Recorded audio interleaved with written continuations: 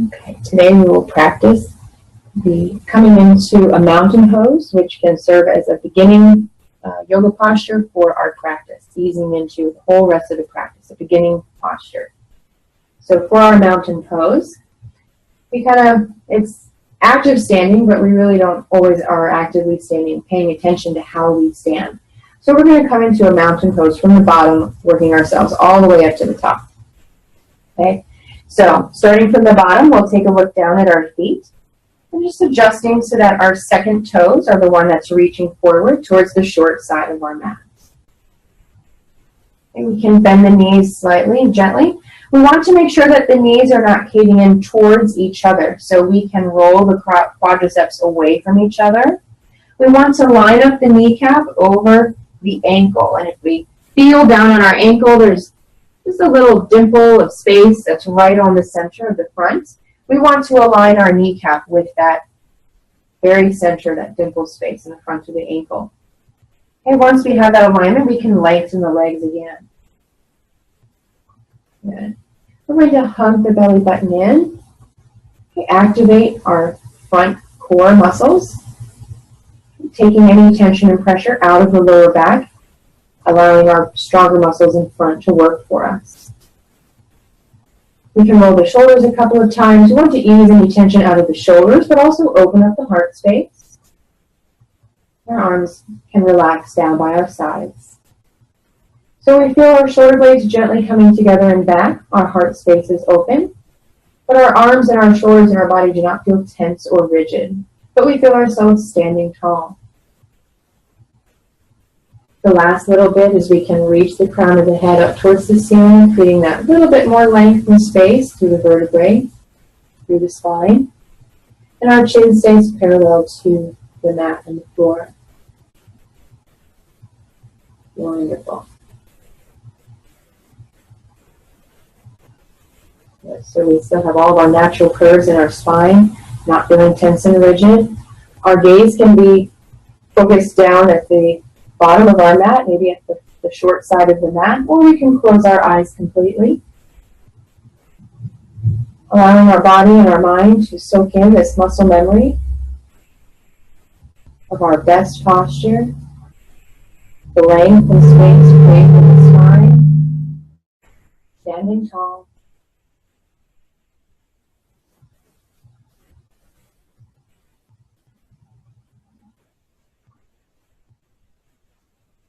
Feeling grounded, like our feet have actually taken roots at the mat and the floor underneath of us. Standing tall and strong.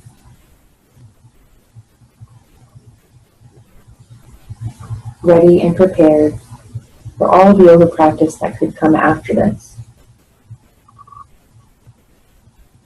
Sending our breath down to the belly, letting the navel expand as we breathe in, and letting go of any tension that we might be holding on to as we breathe out.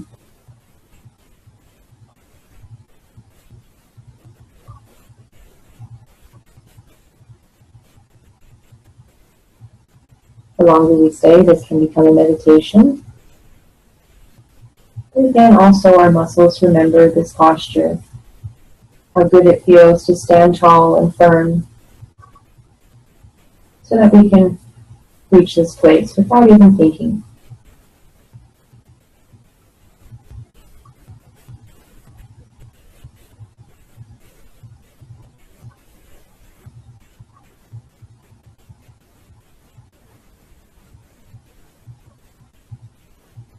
And as you feel ready to begin your yoga practice, you can follow any cues specifically given to you. But to naturally ease yourself out of this mountain pose, we just start to let go of the effort of actively standing. So we may feel our shoulders relax even more and our legs soften. Just gently coming out of this mountain pose.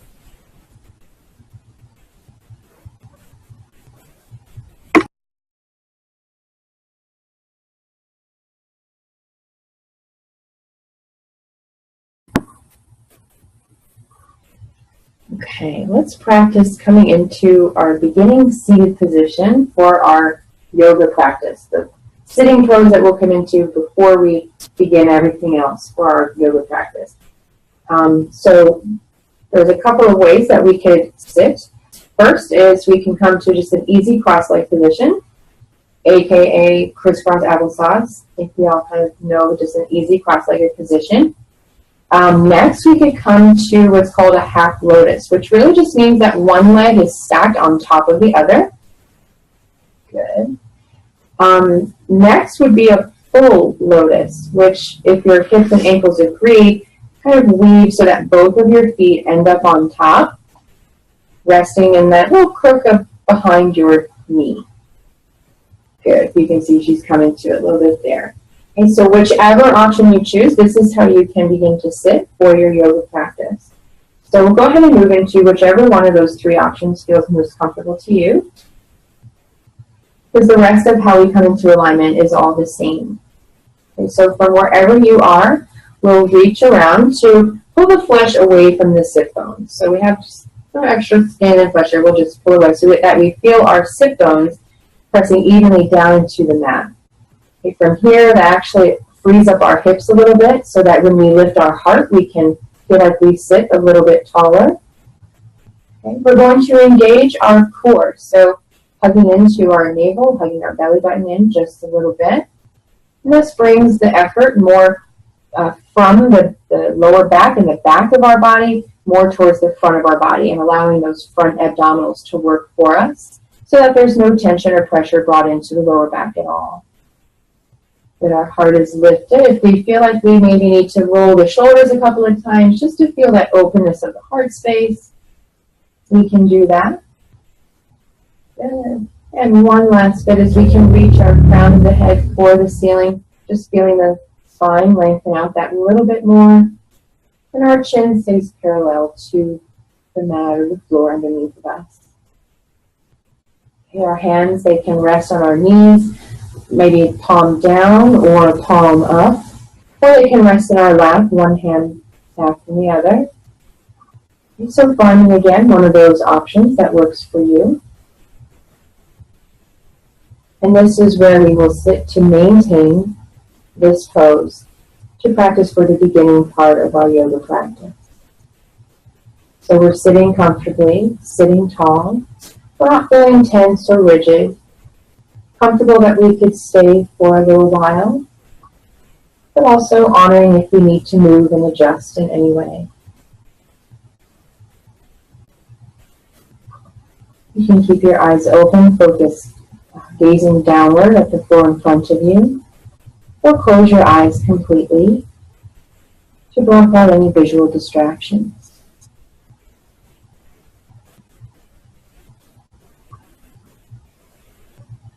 We're bringing our awareness more to our breath, using our breath to release any tension and soften the edges.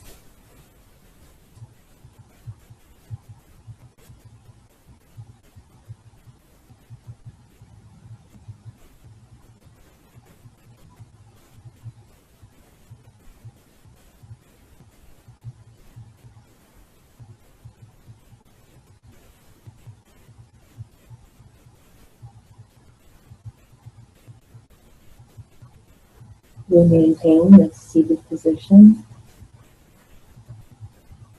throughout the beginning part of our yoga practice.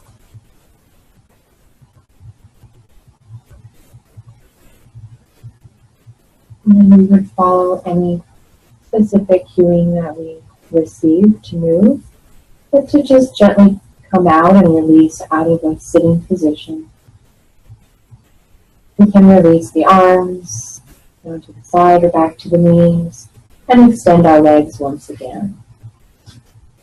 Just easing ourselves out of that comfortable position, concluding our practice.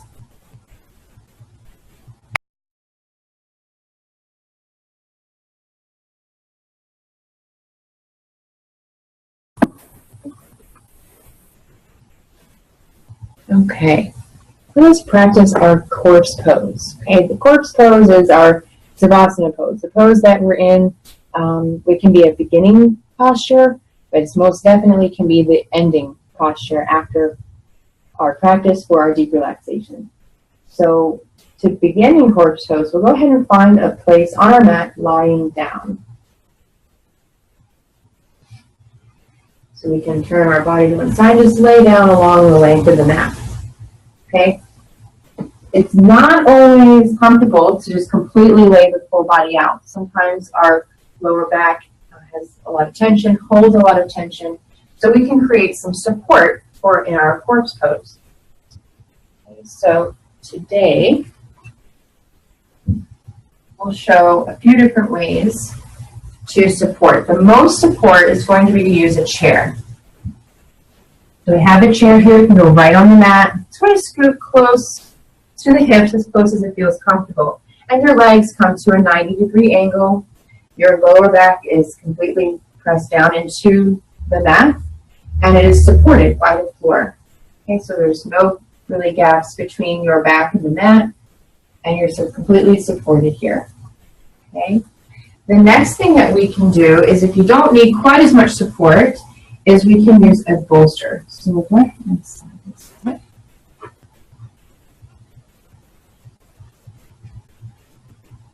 So this would be our next level of support. This is a yoga bolster. We'll just slide this, again, right up against your hips.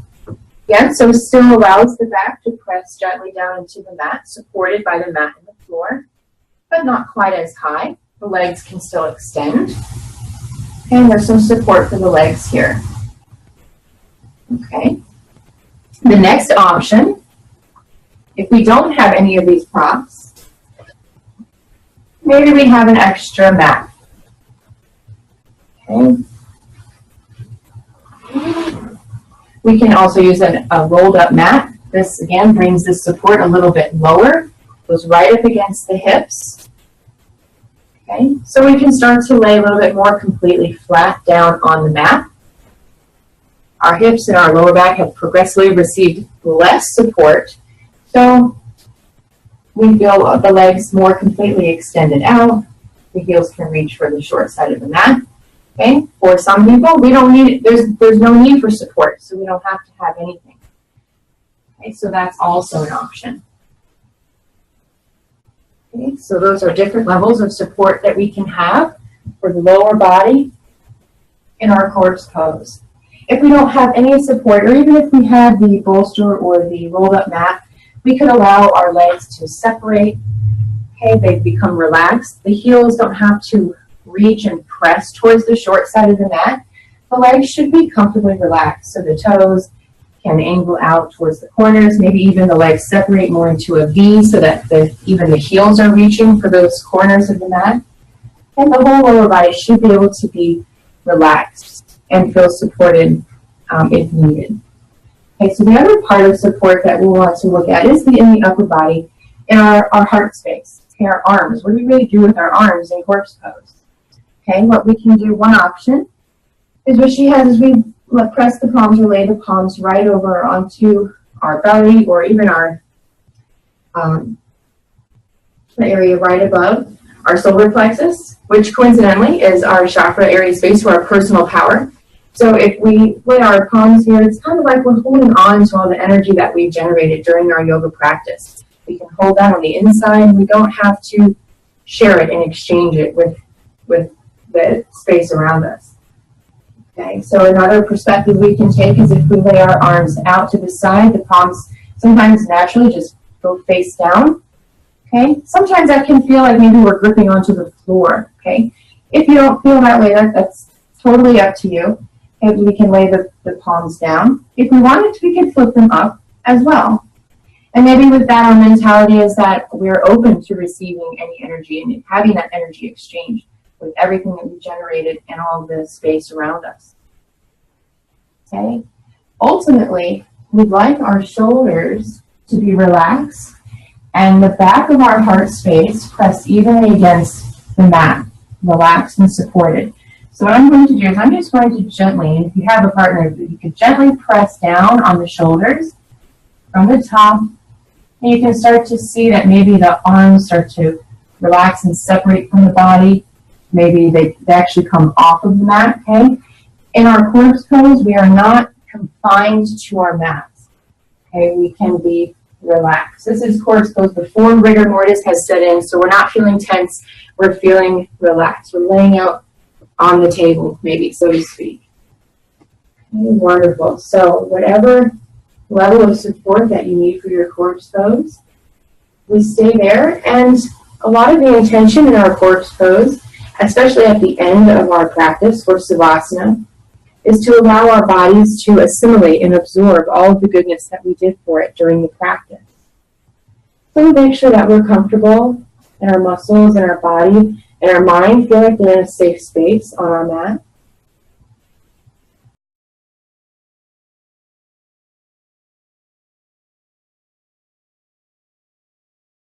If we can set an intention for this deep relaxation type of meditation, we lay in a quiet stillness in order to absorb that message.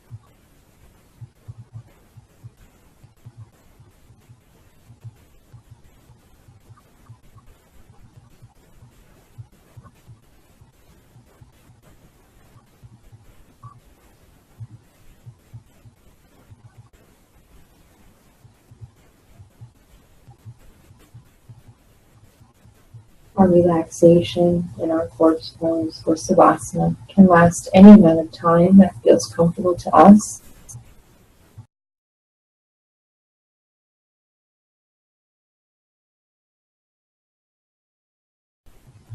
We'll start to ease ourselves up to a sitting position. And then when we feel ready, we can use a supporting hand and help press ourselves up. Easing ourselves to that sitting position. Hope you enjoyed your corpse pose practice.